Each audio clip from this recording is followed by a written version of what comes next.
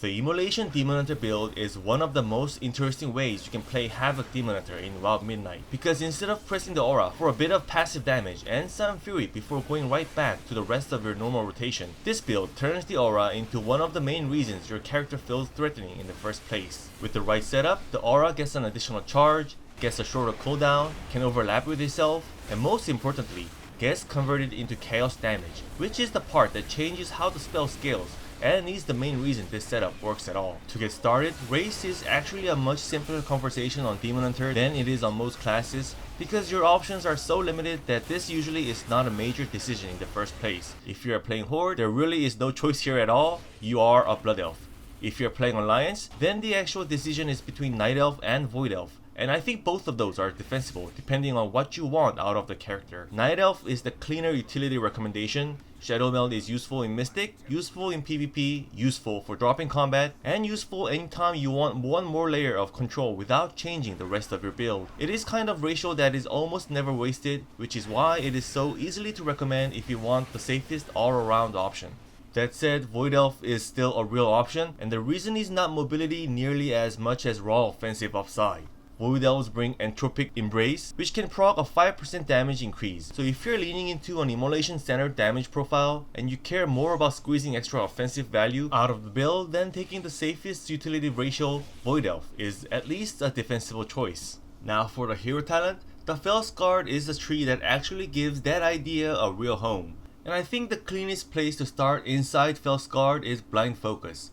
Blind Focus increases your fire damage, and current Havoc Guide covers 3 stat bonus as applying to chaos damage as well, which is one of the reasons it matters so much for an Immolation standard setup. Blind Focus immediately helps with that by boosting the kind of damage this build is trying to emphasize. Before we get back into the build, this part of the video is sponsored by Player Auctions, and I need to finish this before I make it from Stormwind to Ironforge. Player Auctions is a player-to-player marketplace that has been around since 1999, which is ridiculously long time for such a platform.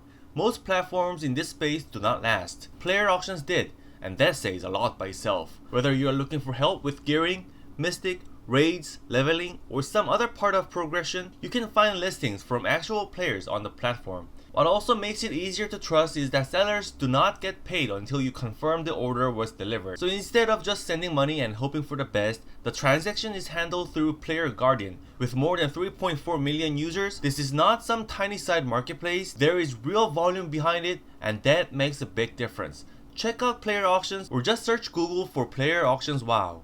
After that, you have Violent Transformation. This talent resets the cooldown of Immolation Aura when you cast Metamorphosis, which means your major transformation window also directly feeds the Immolation plan. And when you combine that with a Fire Inside talent giving Immolation Aura a second charge, you can spend both charges before Metamorphosis and then immediately cast it again after the reset, giving you up to 4 Immolation Aura casts in a very short burst sequence. Then you have Undying Embers, which gives Immolation Aura a chance to automatically reapply when it expires. And that matters here because one of the strengths of this build is not simply that the aura gets stronger, it is that the build keeps finding ways to make the spell stay relevant for longer, reappear more naturally, and keep contributing to pressure while you continue doing normal Havoc things. And then you get to Flamebound, which increases the range of aura and increases its critical strike damage bonus by 50%. Once you know later, talents are going to care about Immolation crits, Flamebound immediately becomes more than just a nice bonus. It becomes one of the key pieces that makes critical strike much more interesting than it would normally be. In other words, Fellscarred gives the build its trail. It gives the setup its direction, but it does not fully become an engine until you move down into the Havoc tree. And that is where a Fire Inside comes in. Most players see a Fire Inside and think of it as the better Immolation Uptime talent, which is technically true, but that description massively undersells what it actually does. A Fire Inside gives Immolation Aura another charge, lowers the cooldown by 6 seconds, lets multiple auras overlap, and converts the spell into chaos damage. That last part is the whole reason the stat conversation changes, because once Immolation Aura becomes chaos damage, it starts to scale with mastery and dramatically boosts the aura damage through secondary stats. After that, the next talent that matters most is Rage Fire. because Ragefire is what gives the build a real payoff instead of simply more uptime. Ragefire stores part of the critical strike damage dealt by Immolation Aura and then releases that stored damage in an explosion when the aura expires. it is creating delayed bursts that most players do not associate with the spell at all. Now this is also the point where another interaction starts to matter, and that is Burning Wound. Burning Wound means that when Demon Blaze or Throw Glaive hits a target, that target takes increased damage from your Immolation Aura, and you can keep that effect active on multiple targets at once. On its own, that is already a strong reason to care about Throw Glaive related effects in an Immolation Center setup, because it is also getting direct implication on marked targets. And this is where Screaming Brutality becomes much more important than it first appears. The current Havoc rotation guidance explicitly treats Blade Dance as part of applying Burning Wound in AoE setups through Screaming Brutality, because Screaming Brutality throws a glaive during Blade Dance. That means Blade Dance also becomes one of the cleanest way to help apply or refreshing Burning Wound without treating Throw Glaive like a completely disconnected side button.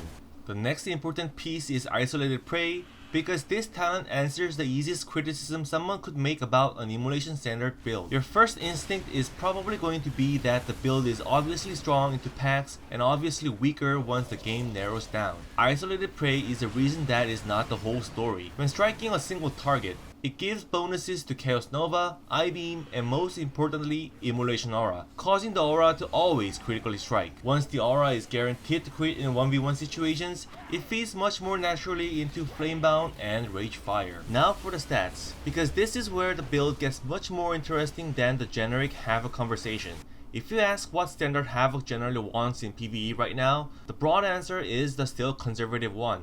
Critical strike first, then mastery, then haste, then versatility. But if the question is what makes Immolation Aura itself more dangerous, then the answer shifts. And for this build, that is the more interesting question. The pure mechanic first version of the build, the first stat I care about is mastery, because the fire inside turns the Immolation Aura into chaos damage, which means mastery becomes the most direct way to scale the spell itself. After that, the stat I care about most is critical strike, because Rage Fire stores Immolation Aura crit damage, and Flamebound makes those crits more rewarding. Then after that comes Haste, which is still valuable because it smoothes out the build and helps you cycle back into Immolation windows more naturally. It is not the stat doing the heaviest lifting when it comes to the peak payoff of the build. The PvP stat logic for this build is actually very close to the PvE version. Mastery first, crit second, haste third. The real difference is versatility. In PvE, you can mostly ignore it, in PvP, you cannot. Because this build only really shines if you can stay connected in melee long enough for that immolation pressure to matter. So the damage logic stays the same. PvP just forces you to be more honest about survival. Now let's talk about gearing. For PvP, the path is pretty simple. Farm Conquest first, then spend it on the pieces that match the stat profile you want. The cleanest rated ways to do that are Battleground Blitz and Solo Shuffle, because both are easy to queue, easy to repeat, and they let you build your PvP set while actually playing the content this build is designed for. And if you want to speed up that even more, a lot of players also farm war supply crates in World PvP. The usual method is to just join a pre-made group, search for crate, and follow the raid as it rotates between zones, catching crate drops on the timer. That is one of the more popular conquest farming methods right now if all you want is to get geared quickly. Once the conquest is there, PvP gearing becomes very direct. You just buy the pieces that fit the stat version of the build you actually want. PvE is similar in the sense that there is more than one way to catch up. Mystic Plus works, Delves work, Prey Hunts work, and crafted gear helps a lot because it lets you target the stats you actually care about instead of waiting for the perfect drop. So whether you are gearing through dungeons, delves, hunts, or crafting, this is not a build that is hard to bring online once you start farming the right content. For PvE and especially for Mystic Plus, this build starts making a lot more sense. Bellscar already gives Havoc a much more AoE oriented profile, and that lines up naturally with Immolation first play. You are strongest when combat happens in repeated waves, when targets are stacked, and when you have time for overlapping Immolation windows and Rage Fire cashes out to matter. You are less impressive in boss heavy, low target situations where there is simply less room for the build to express its identity. On larger pulls, the build produces more damage while you keep doing all the normal Havoc things that makes the spec strong. Moving, sticking to targets, repositioning, stopping casts, and chaining pressure through a pack. This is one of the biggest hidden strengths of Immolation first play. It is not just that the aura itself hits harder, it is that the builds give you persistent pressure while you stay active. You do not have to stop being Havoc to play around it. Now for PvP, because this is where the build gets tested for real. The idea still works. Immolation Aura can absolutely be the center of a Havoc build here too. The difference is that PvP punishes greed much harder than PvE does. If I were building the PvP talent, others depend on your preference, but especially for this build, I would strongly recommend Cleanse by Flame. Cleanse by Flame makes Immolation Aura dispel a magical effect on you when cast. A fire inside gives Immolation Aura a second charge, and Violent Transformation resets the aura when you cast Metamorphosis.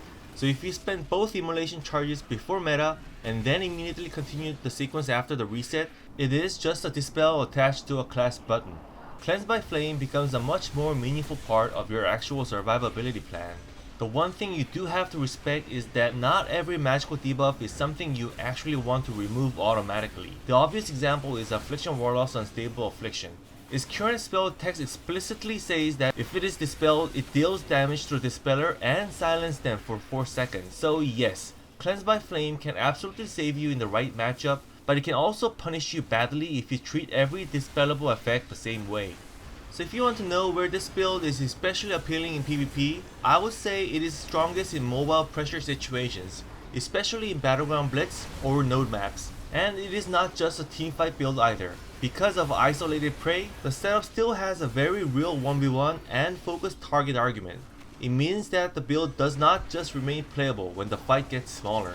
In other words, this setup can look especially strong in the kind of melee heavy games where several players are fighting in the same space and cleave pressure actually matters. At the same time, there is a very real limit to this build, and it is worth saying out loud. Against highly kite oriented range specs, the obvious examples would be Mage or Marksmanship Hunter, the setup is naturally less efficient. Simply because an Immolation centered build gets more value the longer you can stay connected in melee. If the matchup constantly forces you off target, then the build loses some of the pressure pattern it is designed around. And finally, if I were recommending the actual playstyle for the build, I would say this. Yes, the 4-stack Immolation sequence is real, but in most real situations, I would not treat that as the main goal of the spec. I think it is better to think of the build as one that wants to keep Immolation Aura relevant for as long as possible. And the reason is simple.